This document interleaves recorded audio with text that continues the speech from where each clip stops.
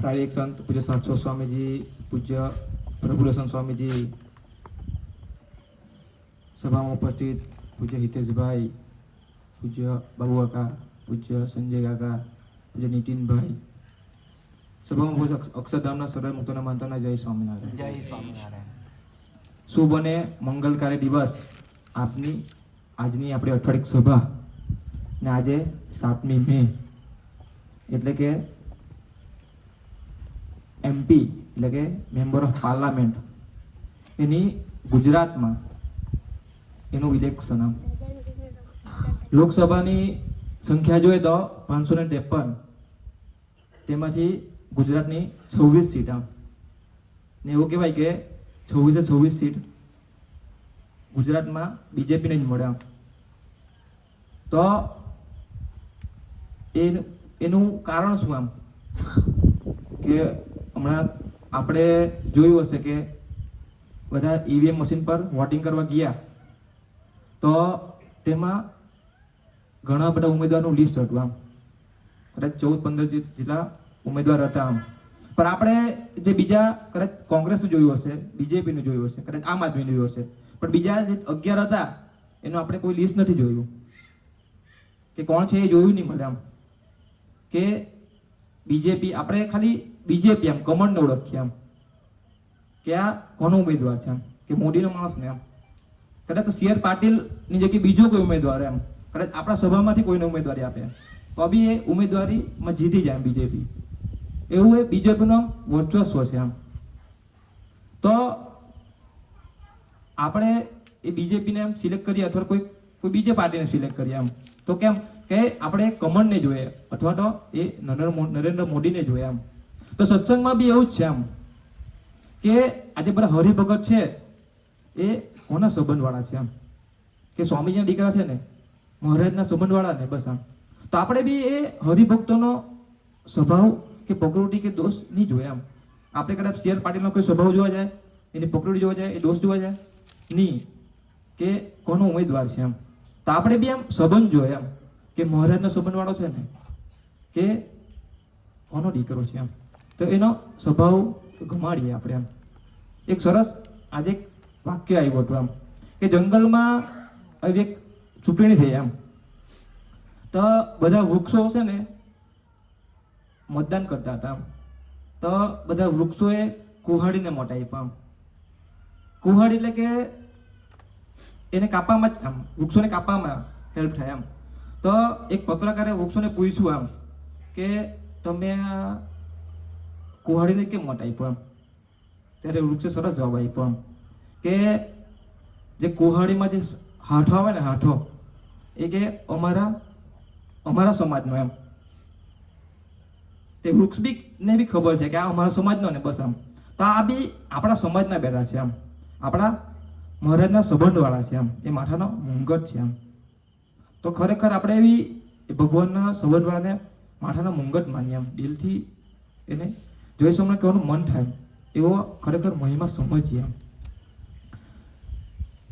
5મી મે કાર્યકર્તાની મિટિંગમાં જવાનું સૌભાગ્ય મળ્યું આમ ત્યાં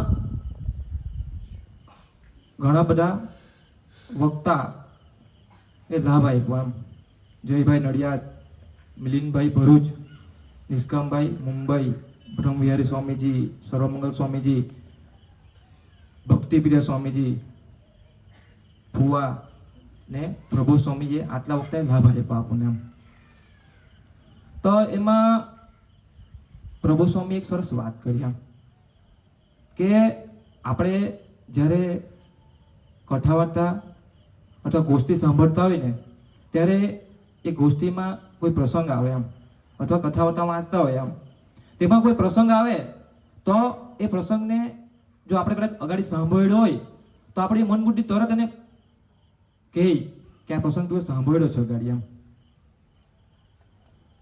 એ પ્રસંગ સાંભળ્યો એટલે આપણે તરત એ પ્રસંગને બાયપાસ કરવાનો પ્રયત્ન કરીએ કે એ આપણે ધ્યાન આપતા હોય પ્રસંગમાં તો આપણે કોન્સન્ટ્રેશન ઓછું કરી નાખીએ ને જે ધ્યાન આપવું જોઈએ એ ધ્યાન નહીં આપીએ આમ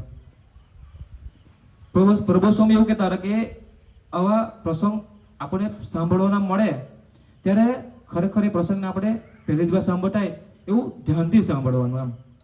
પ્રભુ સ્વામી કહેતા હતા કે આપણે જ્યારે એવા એવા પ્રસંગો આપણે સાંભળશું દર વખતે, ત્યારે આપણને એ પ્રસંગમાંથી નવું નવું શીખવાનું મળશે આમ. તો ખરેખર આપણે વિચાર કરીએ કે આપણને જ્યારે કથા વાર્તામાં એકનો એક પ્રસંગ સાંભળવાનો મળે ત્યારે આપણી પરિસ્થિતિ કેવી હોય એમ.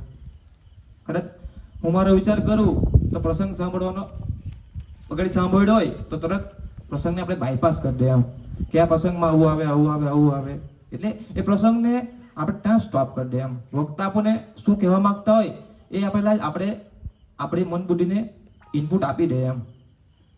પણ ખરેખર પ્રભુ સ્વામી સરસ વાત કરી એમ. જીવનમાં આપણે બી એની વાત કરીએ તો શાસ્ત્રીજી મહારાજના સમયમાં એક હરિભગત હતા. શાસ્ત્રીજી મહારાજ એ હરિભગતને જ્યારે મળે ત્યારે એક જ પ્રસંગની વાત કરે આમ. એ ભગત સ્વામી વખત મળ્યા શાસ્ત્રીજી મહારાજને, ત્યારે બી એક જ પ્રસંગની વાત કરી આમ શાસ્ત્રીજી મહારાજે. પણ એ ભગત બી કેવો ખાનદાન કે શાસ્ત્રીજી મહારાજ બી એવી રીતે વાત કરે કે જ્યારે પહેલી વાર વાત કરતા હોય ને એવી રીતે વાત કરે એમ શાસ્ત્રીજી મહારાજ બી એમ. ને પેલા હરિભગત બી એટલો બધો ખાનદાન કે પહેલી જ વખત સાંભળતો હોય એટલું ધ્યાનથી સાંભળે એમ. તો એ કેવો ઉમંગ હશે આમ, કે કેવી કથાવાર્તાનો એને કે સાંભળવાનો ઉમંગ હશે એમ. આપણે બી આપણા લાઈફનો વિચાર કરીએ તો કંઈક આપણે એમ જોઈએ તો આપણે એ માર્ગે ધીમે ધીમે આપણે બી ચાલવાનું છે આમ. સ્વામીજી કહેતા કે અમદાવાદના પ્લેટફોર્મ પર યોગીજી મહારાજે કયા પ્લેટફોર્મ પર કયા બાકડા પર કઈ વાત કરેલી એ આજે અમને એકદમ યાદ છે આમ. તો અમદાવાદનો પ્લેટફોર્મ વિચાર કરીએ તો કે અમદાવાદમાં 10 પ્લેટફોર્મ છે આમ, ને કેટલા બધા બાકડા હશે આમ. પણ પ્રભુદાસભાઈ એ ગોષ્ઠી કેટલી ધ્યાનથી સાંભળી હશે યોગીજી મહારાજની, એ કેટલું મનન ચિંતન કર્યું હશે આમ. તો આપણે બી એ ગોષ્ઠીને ખૂબ ધ્યાનથી સાંભળીએ. અહીંયા આપણે કોઈ નાસ્તો કરવા કે ટાઈમપાસ કરવા માટે નથી આવતા આમ. ખરેખર આપણે જે આત્માની જે યાત્રા છે એ ભગવાન તરફ કેવી રીતે ચાલે એનું અહીંયા વક્તા લોકો આપણને એનું લેસન આપતા હોય આમ. તો ખરેખર આપણે એમ ખૂબ ધ્યાનથી સાંભળીએ એમ. ગુણાતીતાનંદ સ્વામીની વાતમાં બી એક વાત છે આમ કે મહિમા સમજાય ને ભૂલી જવાય છે, માટે 100 વાર વાંચે ને સાંભળે ત્યારે ત્યારે ભૂલાય નહીં એમ. તો ખરેખર આપણે બી એકને એક ગોષ્ઠી એકને એક પ્રસંગ ને એનું મનન ચિંતન કરીએ એમ, તો કંઈક વાત આપણને પકડાશે એમ. તો સત્સંગ કરવાની આપણને મજા આવશે એમ. આપણે નોટિસ કર્યું હશે આમ ઘણી વાર એટલે કે હંમેશા આપણે જોઈએ તો કે પ્રભુ સ્વામીજી સભામાં ડાયરી ને પેન સાથે રાખે આમ. તો પ્રભુ સ્વામી આપણને કોઈ દિવસ કહેવાના નથી આમ કે તમે ડાયરી ને પેન રાખો આમ. પણ એ પુરુષ વર્તીને જીવે છે આમ. કે યોગીજી મહારાજનું જીવન જોઈએ તો યોગીજી મહારાજ 1% જ ગોષ્ઠી કરતા ને 99% તો પોતે વર્તા આમ. તો પ્રભુ સ્વામી એવું જ જીવન જીવે છે આમ. આપણને કોઈ દિવસ નહીં કહેશે આમ કે તમે એવીડીમાં આવે તો નોટ ને ડાયરી ને પેન લઈને જ આવજો, નહીં તો તમને એન્ટ્રી જ નથી આમ. જો એવું ફરજિયાત કહી દે તો કકડાઈને કહી દે તો આપણે કદાચ 100% ડાયરી ને પેન લઈને આવીએ એમ. પણ એ પ્રભુ સ્વામીજી પોતે એવું જીવન જીવે છે આમ કે આપણને પ્રેરણા આપે એમ કે આ ડાયરી ને પેન લઈને તમે આવો ને કદાચ 1-2 ગોષ્ઠીના મુદ્દા તમે ડાયરીમાં ઉતારો તે તમારા માટે કથા વાર્તા ખૂબ ઇમ્પોર્ટન્ટ છે આમ. પ્રભુ સ્વામી આપણને એવું મર્મ સમજાવવા માંગતા એમ. પણ આપણે તો કેવા સ્વામી વિવેકાનંદથી બી ઉપર આમ, એટલે આપણે ડાયરી પેનની જરૂર નહીં પડે આમ. પણ ખરેખર આમ જે આપણે લાઈફમાં આપણે ઇમ્પ્રુવમેન્ટ લાવવા છે એમ, કે આપણી લાઈફમાં જો ઇમ્પ્રુવમેન્ટ નહીં આવે તો કંઈ કામનું નહીં મળે એમ. સત્સંગમાં આપણી એન્ટ્રી થઈ હોય ને તેવો સ્વભાવ આપણે ધામમાં જાય ત્યારે બી એવો સ્વભાવ હોય તો શું પરિવર્તન આવ્યું આમ. તો ખરેખર આપણે બી જીવનમાં ઇમ્પ્રુવમેન્ટ લાવવાય છે એમ. પ્રભુએ સ્વામી સરસ વાત કરી એમ કે જો આપણે સ્વાધ્યાય ભજન નહીં કરીએ તો આપણી લાઈફમાં કોઈ ઇમ્પ્રુવમેન્ટ નહીં આવે. બ્રહ્મવિહારી સ્વામીએ કીધું કે 3 સમાજ છે એમ, સદભાવવાળો સમાજ, એક નિષ્ઠાવાળો સમાજ ને એક આત્મીયતાવાળો સમાજ એમ. તેમાં આપણે બધા નિષ્ઠાવાળા છે એમ. ને જો સ્વાધ્યાય ભજન નહીં કરશું તો આપણને એ નિષ્ઠામાંથી આત્મીયતામાં એન્ટ્રી નહીં મળશે એમ. તો સ્વામીજી બી આપણને ખૂબ કહેતા કે રાત્રે સ્વાધ્યાય ભજન કરીને સૂઈ જવાનું એમ. 10 મિનિટ તો 10 મિનિટ એમ. એ સ્વાધ્યાય ભજન આપણે કરીએ તો સ્વાધ્યાય એટલે સ્વ એટલે પોતાનો અભ્યાસ આમ, પોતે હું ક્યાં છું આમ, કે મારો ભગવાન સાથેનો સંબંધ કેટલો બંધાયો આમ, મારામાં કેટલા દોષ છે, કે એ દોષ મને ભગવાનથી કેટલા દૂર લઈ જાય છે આમ, એનો અભ્યાસ કરીએ આમ. ને એ દોષ જે ભૂલ થાય છે એ દોષના કારણે એ દોષને કાઢશે કેવી રીતે આમ, દોષને કાઢશે કોણ? એના માટે બળ જોઈએ એમ. તે બળ ક્યાંથી મળશે? તો એના માટે ભજન. બ્રહ્મવિહારી સ્વામી સરસ વાત કરી કે આપણે મહિનો સ્વાધ્યાય કરીએ ને બીજા મહિને ભજન કરીએ એ નહીં ચાલે એમ. તો અમારે સ્વાધ્યાય ભજન સાથે જ કરવું પડે એમ. તો આપણે બી જે સ્વામીજીની આજ્ઞા છે એમ કે સ્વાધ્યાય ભજન મસ્ત, સવારની પૂજા, અઠવાડિક સભા, સંતો સાથે દોસ્તી, એમાં ખરેખર આપણે એમની સાથે દોસ્તી રાખવી છે એમ. આ પ્રમાણે આપણે ખરેખર આપણે જીવન જીવી બતાવવું છે સ્વામીજીને. એમના દીકરા થવાની મજા છે, બાકી બધું માટે સજા જ છે એમ. તો ખરેખર આપણે દીકરા થઈને જીવીએ એમ. છેલ્લો પ્રસંગ કરીને મારી સેવા પૂરી કરું એમ કે જયભાઈ નડિયાદ એક સરસની વાત કરી એમ, કે કરતા હરતાની વાત કરી જયભાઈ નડિયાદ એમ, કે કરતા હરતા જીવનમાં આપણે ભગવાનને માનીએ તો 80% સાધના આપણી પૂરી થઈ જાય એમ, કરતા અને હરતા.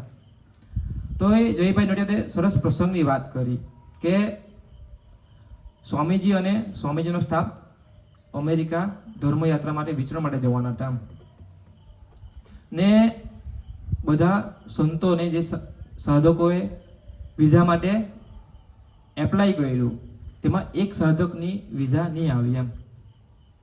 તો એ સાધકે સ્વામીજીને પત્ર લખ્યો કે સ્વામીજી, અમેરિકામાં તો ત્યાંના રાષ્ટ્રપતિનું ધર્યું થાય છે, તમારું ધર્યું થતું નથી.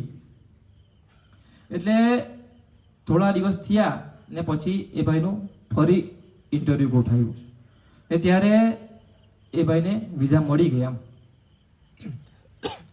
પછી જ્યારે વિઝા મળી ગઈ ને એ ભાઈ બહાર નીકળતો હતો ત્યારે સ્વામીજી હરિધામમાં હતા ને સ્વામીજીએ સાથે સેવકમાં હતા, એમને કીધું કે પેલા સાધકને ફોન લગાવો. પછી સ્વામીજીએ એ સાધકને કીધું કે અનંત બ્રહ્માંડમાં જેમ તારા બાપનું ધાર્યું થાય છે તેમ અમેરિકામાં તારા બાપનું ધાર્યું થાય છે એમ. એ વાત કરી એમ કે ભગવાનને આપણે જો કરતા હરતા માનીએ તો 80% આપણી સાધના પૂરી થઈ જાય એમ. પણ જ્યારે આપણને કરતા તો આપણને સહેલું લાગે એમ, પણ જ્યારે આપણા જીવનમાં હરતા આવે એમ ત્યારે આપણને ખૂબ દર્દ થાય એમ. કદાચ કોઈની નોકરી મળે તો કદાચ આપણે એવું માનીએ કે સ્વામીજીની કૃપાથી મને નોકરી મળી એમ, પણ જ્યારે આપણા જીવનમાં એ નોકરી જતી રહી ત્યારે આપણે એવું નહીં માની શકીએ કે સ્વામીજીએ મારી નોકરી લઈ લીધી એમ. પણ ખરેખર જો કરતા હરતા માનીએ તો ભગવાન આપણને એમના દીકરા બનાવી દે એમ. ખરેખર એનાથી બી આપણને વિશેષ આપે એમ. તો ભગવાને ચરણે કંઈ પ્રાર્થના કરવી છે એમ કે સંતો અને કાર્યકર્તાની જે આજ્ઞા આવે એમાં અમારી મનબુદ્ધિ ખૂબ આડી આવે એમ. અમે પોતાના વિચારને લઈને ચાલતા હોય એમ, પણ એ આજ્ઞા પ્રબોધ સ્વામીની આજ્ઞા છે એમ. એવું દિલથી માની ખરેખર જીવન જીવે એ જ પ્રાર્થના સજાનંદ સ્વામી મહારાજની છે.